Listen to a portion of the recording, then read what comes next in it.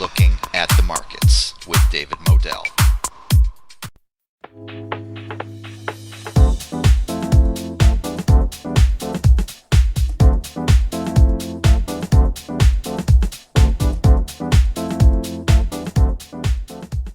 Welcome to Looking at the Markets with David Modell. I have a repeat guest and a highly requested guest at that, Mr. Frank Holmes, Interim CEO and Executive Chairman.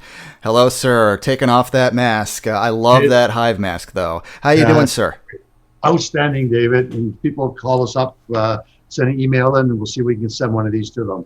That's a great item. I think I want one myself. Of course, Mr. Holmes is from Hive Blockchain Technologies. TSXV Hive is the ticker symbol in Canada. On the OTC markets, HVBTF. HiveBlockchain.com is the link. There's a bull market in cryptocurrencies that you have been talking about for years, and now it is coming to fruition. You were way ahead of your time, but I see actually Ethereum as outperforming possibly Bitcoin in the coming months and years. What is your opinion of Ethereum as advantageous over Bitcoin? Well, it's a great question because last year we saw gold was up 25%. That was 80% of the time for the past 20 years. Bitcoin was up 300%, mainly because of the halving that took place. The supply that comes every 10 minutes on creating a new coin, it halves, so the supply is restricted. But Ethereum, it was up 475%. And that just propelled Hive Blockchain, which is the only crypto mining company mining both on an industrial scale. Hive was up 2,500% last year and traded 2.3 billion shares. Yeah, not too bad, right? And you know what I like about Hive, among other things, is that you are truly a green energy company. And there's a big push for green energy, of course, with the new administration and just globally. So can you elaborate on how Hive Blockchain Technologies really is pushing for a clean energy initiative? I will, but I also want to thank you because you were one of the early adopters to this sort of new trend in crypto going back 3.5 years ago. And it's been a heck of a ride for all of this, especially the crypto winter that took place in 2018. But the bottom took place with JP Morgan launching their stable coin. And that stable coin uses the backbone of Ethereum. So as more of these banks come out with their own stable coins and all the negative verbiage that you've heard on Bitcoin, it's all stopped with the banks now. Even Mellon has a custodian ability to save it. We're seeing a huge change, a game changer that's taking place, and crypto is revived, and every shareholder that's ridden out the wave, but they've been made whole, which I'm very thrilled about being able to navigate through the crypto winter and the rebound, that Hive has been able to also deliver the highest profits. And those highest profits come from a strategy of green energy. So we're using geothermal in Iceland, we're using hydro in Canada, and we're also using hydro in Sweden. Some of the other big components with that is software.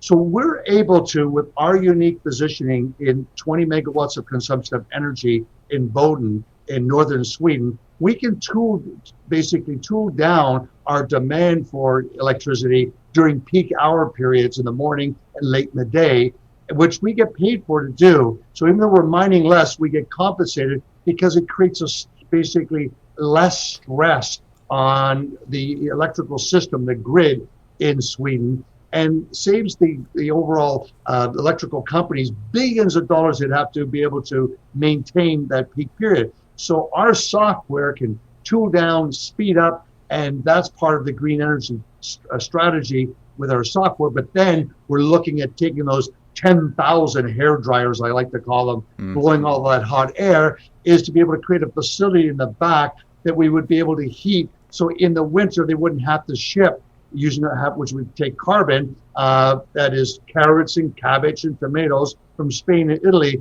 all the way to northern Sweden, our own greenhouse, which would be warmed from the heat from those Ethereum mining machines, would be able to create this complete ecosystem. Yeah. And as far as inflation goes, inflation is terrible for the consumer, the average consumer. It deteriorates your purchasing power. But for anti-inflationary assets like Bitcoin and Ethereum, it's a huge growth driver. Would you agree with that? I agree, and I'm a big believer that inflation is actually greatly understated, and inflation is more like running at 9%. If you went back and used the algorithm of 1980 when gold hit $850 and silver $50 an ounce, if you use that algorithm, today inflation is running at 9%. Yeah, and I think it's going to be huge for Bitcoin, Ethereum, and Hive stock. If people don't know already, Hive is a premier player in Bitcoin mining globally. You have operations in multiple countries with some really cold temperatures. Can you tell us about where your operations are located and why you chose those locations? Well, first of all, was Iceland. It's geothermal, and then we moved on to Sweden, which is hydro. And then during last year, 2020, we purchased a facility in Quebec, La Chute, which has 30 megawatts of capacity. And now we're just closing the transaction in New Brunswick, which will give us 50 megawatts of energy, and it'll be our own asset. So it's not leasing from someone else. We want to be able to control our destiny and build real long-term assets on the balance sheet of Hive. And what also makes Hive unique and different is that we own a lot of our Ethereum. We have a lot on our balance sheet along with Bitcoin, which we've been banking. Now, Hive just keeps on purchasing more mining equipment. So many purchases. What are the most recent big-scale mining equipment buys that you've made or your company has made? Well, the big run was to how do you get to 1,000 petahash of capacity, and then it became 2,000. We said in December that our goal was to get to 1,000. We got to it, and then we said in January our goal by the end of this year was to hit 2,000 petahash capacity, and now we've surpassed 2,400. I think our long-term goal is to get to 10,000 capacity and have about a $10 billion market cap. That's where we think we have the ability to grow Hive into. Yeah, that's huge. Talking about a premier miner here, I want people to check out the website. Of course, link is in the description below this video. Hive not long ago reported incredible top-line income growth. We're talking, 174% quarter over quarter? Can you give me the details on that? Well, it's important for investors to look at that. There's a group of companies out there, and many of them are future growth, as long as the machines show up on time. We've demonstrated by predominantly our Ethereum capacity, and we're the only miner mining Ethereum, that we made $28 million in the first 9 months of this year.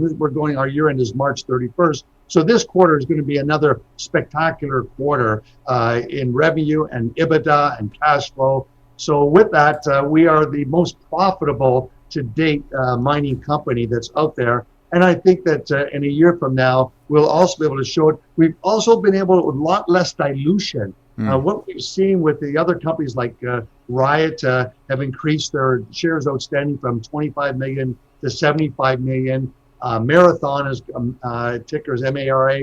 It's gone from 10 million to 80 million shares outstanding. Hive has basically been very disciplined with about a 10% increase in the number of shares outstanding. So we do have what's called a ATM, at the market mechanism of raising capital, but we've been able to do it at much higher prices, so there's minimal amount of dilution to the shareholders. So when we look at what the quants like to look at, what's your revenue per share growth? What is your EBITDA per share growth? We think that we'll have and be able to demonstrate 12 months from now the strongest growth on a per share basis. Yeah, I like the tight share structure. That's important to me as an investor. Speaking about the stock, Hive was the #1 performing crypto stock in all of 2020, the 2020 most liquid TSXV listed stock, #4 on the OTCQX Best 50. Besides you, what's driving all this growth in the stock and all this success? Well, I think there's the imagination. We were the first, David. We were the first to go and launch this idea of being a crypto miner. And as a money manager, I liked it because I couldn't launch an ETF at the time. And these coins, that when we mint a coin, they're virgin coins. They're their Genesis coin, they're called the first coin, and they're untouched. So there's no argument of them being in the dark area of the world. So that gave me lots of comfort. What we've been able to do is be able to show this growth, and we also trade in the German market. So this sort of three-party over-the-counter here, and the biggest one, our recent earnings request. You can get this on YouTube, the presentation and all the slides we presented. It was a big demand of getting listed in the U.S., and we explained to all the investors it's a two-part process. First, we have to create a registration, a 20F filing with the SEC, and then in conjunction, go to apply for listing on NASDAQ or the New York Stock Exchange. So we have experienced U.S. global investors, which is listed on NASDAQ, and our ETFs like Go Gold, Go AU, and JETS, they're listed on the New York Stock Exchange. So we are in that process now of registering with the SEC, and hopefully in not too far future, in distant future, we will be listed on a major U.S. exchange. Sure. And we talked about the acquisition of more equipment, and recently Hive Blockchain Technologies achieved a major milestone, I would say, or a goal in terms of hash rate. What is the latest in terms of how much raw power your operations have? Well, mining, when you take a look at like your energy footprint, 50 megawatts in New Brunswick, 30 megawatts in Lachute, Quebec, that's 80 megawatts. And then we have another 20 megawatts in Sweden. So now we're pushing over 100 megawatts, and we have 3 in Iceland. And we've announced that we're expanding our footprint in Sweden, and we will hopefully get things all organized here for Iceland too. That our goal is to be 200 megawatts of consumption by year end. We're looking at opportunities in the U.S. So it's growth. Yeah, it is huge. And I notice you're wearing your GOAU ETF official shirt there. You know, I'm a fan of gold. I've spoken with you multiple times about gold. Yeah, some people have dared to call Bitcoin, digital gold. I hate to even say that. Somehow I don't think you view it that way. What's your opinion if people call Bitcoin or Ethereum digital gold? Well, I'm more inclusive. You know, I think really that gold and silver and Ethereum and Bitcoin, they're really alternative asset classes, and you should have some in your portfolio. The younger you are, the more risk you can take. The older you are, it's just prudent. I've always advocated the 10% golden rule and owning high quality gold stocks. That's what we have in GoAU, which is a sort of smart beta ETF listed in the New York Stock Exchange. And then you should own some of these, this idea of owning Bitcoin and Ethereum. What has happened, David, is that Hive has become a proxy for those who are fearful of opening on an exchange that's not regulated by the SEC or Canadian operators, that they've used Hive as a proxy because we mine both Bitcoin and Ethereum, and we also have in our balance sheet, we're always have holdings in Bitcoin and Ethereum. So we have become their proxy in a sort of regulated world. Yeah, that's one of the things I like about Hive shares is that you don't have to, if you don't want to have a Bitcoin or Ethereum wallet and a hard wallet, an account, that kind of thing, it's okay. You can buy and sell usually Hive stock through your retirement account, even through your self-directed broker account. It's very simple to do that. And then finally, my viewers would probably not be happy with me if I didn't ask you at least for a range, if not a price target on you know what? I'm not even going to say Bitcoin this time. I'm going to say Ethereum because I'm such a fan of it. Can you maybe give us a little taste of a price target for Ethereum? You know, David, I'm so often asked about gold, and I'm going to explain to you as when I look at gold. I look at the deviation of what they call the standard deviation of volatility.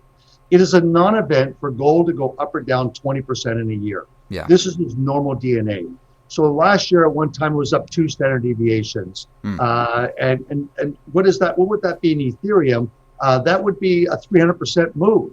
Yeah. So you can see Ethereum it surged 300%, and then basically you can see something similar if you had a 2 standard deviation move in Bitcoin. What investors have to look at when you're in a disruptive industry, the volatility is much greater. And we always put out a visual in our webcast for Hive.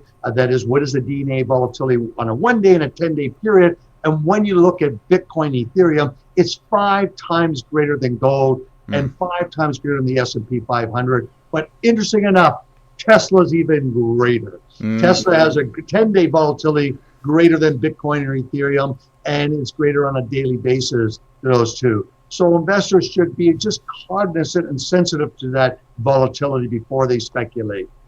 Yeah, absolutely. I've been speaking with Mr. Frank Holmes, Interim CEO and Executive Chairman, Hive Blockchain Technologies. Please visit the website. Do your due diligence before investing in anything. HiveBlockchain.com, links below the video. TSXV Hive, OTC HV, BTF. Mr. Holmes, is there anything I forgot to ask you or you just wanted to mention?